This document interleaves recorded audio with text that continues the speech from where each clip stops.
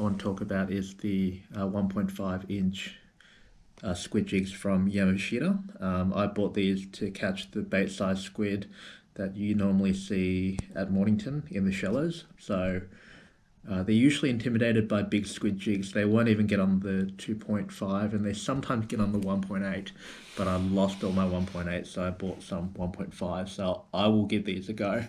But these should be really good for the little squid. Ouch. um, and this is my only 1.8 inch at the moment.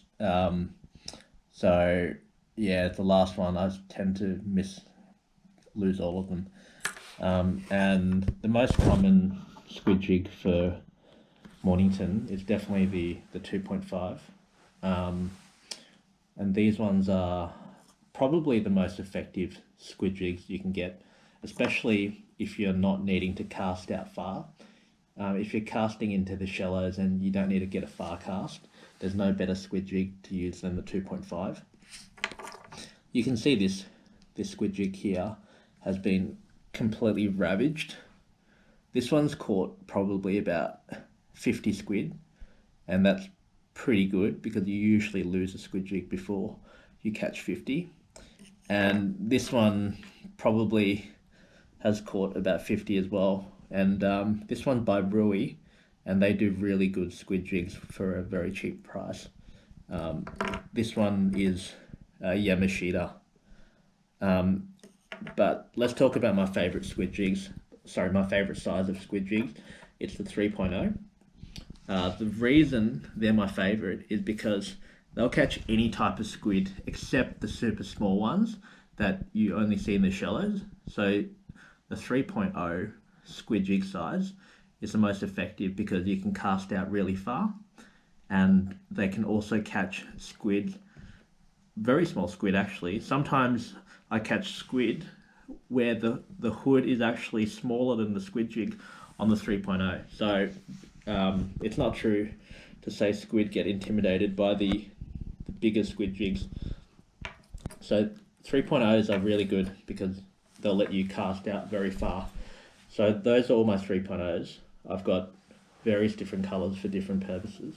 This one's special. I haven't used it yet, but it's very different from a normal squid jig that we normally use. It's by Yamashita. It's called the Pion Pion by Yamashita, and it resembles a prawn. So I heard this one's effective, but I'm not too sure. I haven't tried it. I will give it a crack. Then we also have this one from Yamashita as well, which this color should in theory work quite well, but it also rattles. You can hear that. So apparently squid get attracted to the rattle. I haven't tried it, so I will review this one when we are out of stage 4 and we can legally go fishing without getting in trouble. And at the end of the table here, I've got my 3.5s. So these ones I don't usually use, but I bought some rattle ones. Oh, this one's not a rattle. This one. So, and it only came in 3.5, so I'll give this one a crack. But these ones are good because you can cast quite far, but 3.5 is probably a bit bigger than what you normally need for squid fishing. But yeah, you do catch only big ones on the 3.5s. I've never caught a small one on a 3.5 before. So, and I have one 4.0 which hasn't caught me anything before. I've only used it once or twice, but it's a monster. It resembles a prawn, but yeah, it's really heavy in the water. So that's a recap of all my squid jigs. So I would have more, but I lost my case about a year and a half ago in Mornington. So some lucky guy picked up about $200 worth of squid jigs. So yeah. Anyway, the line that I'm currently using, or I plan to use, I haven't used it yet, is the Black Magic 8 thread braid on a 12-pound line.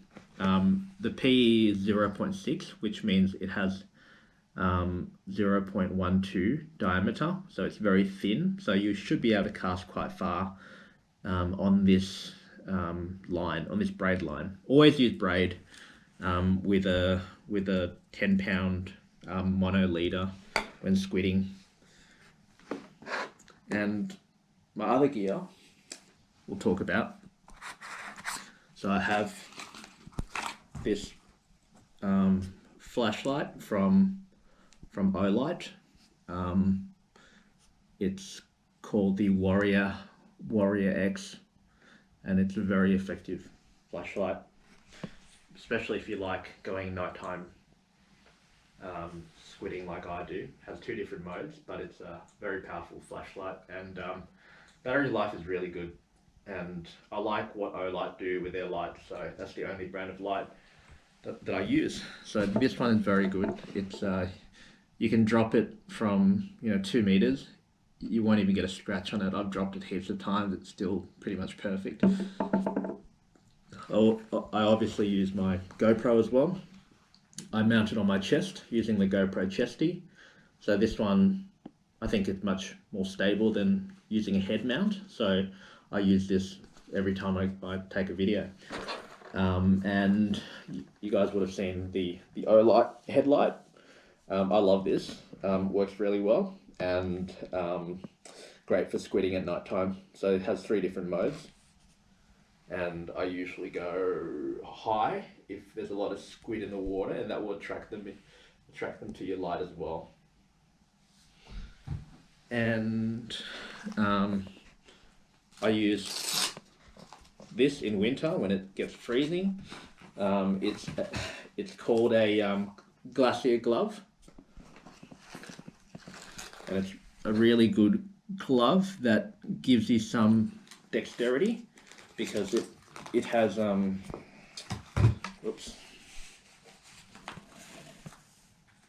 it has a pocket where you can get out your fingers so you can still feel the line. So that's really good during winter, but then again, there's not many squid during very cold days unless you go out on a boat. And I don't have a boat yet, so I haven't really been using this that often, but it's good to have.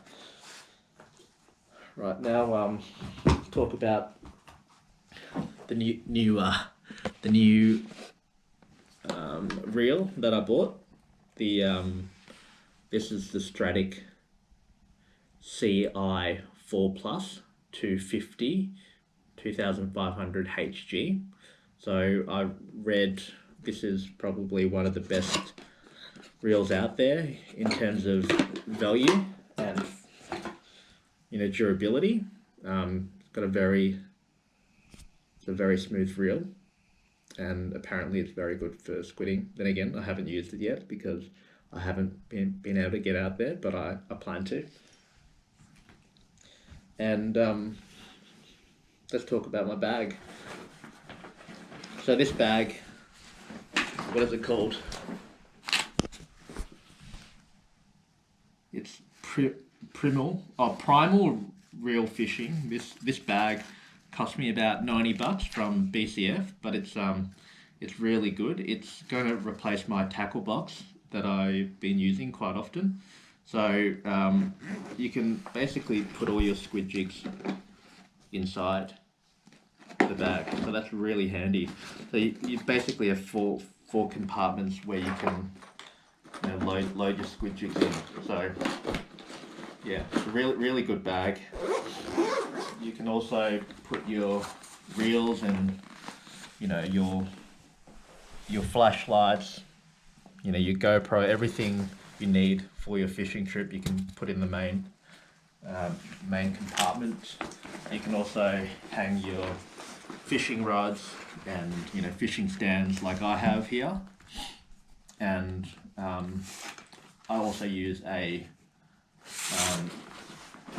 squid gaff. So this one is probably not the best one to show. It's a real cheapo one, but it does get the job done. So whenever you get a big squid, it's not worth trying to pull it out of the water and getting it lost. You're much better having a gaff that can extend out. This one's a 4.5 meter gaff, so it's a bit long, but works really well for getting the big squid. And especially if you get cuttlefish, which are really heavy, you definitely need a gaff. So I always bring one just in case. But a lot of the times I'm at Mornington and you don't really need one, but it's good to have. That pretty much sums up my my gear. I did want to show one thing, and this is the Yamashita Egido. Cost an arm and a leg, but apparently it's one of the best squid rods that you can buy. So it's extreme. I won't get the second part out, but it's extremely light. This is an 8.6 foot rod, and the whole weight of the rod is 108 grams. So it feels like you're carrying nothing at all. And with a very small reel like this one, this reel is about 200 grams. You'll never get sore muscles or get tired from squidding. You'll be able to go at it all day. So good combo. I can't wait to get out there and do a video and actually properly review it. But at the moment we can't go out, so this is improvising. So hope you enjoyed my my quick video on my gear. I will get out there as soon as I'm allowed to, but for the time being, we're all stuck at home and eager to get back out.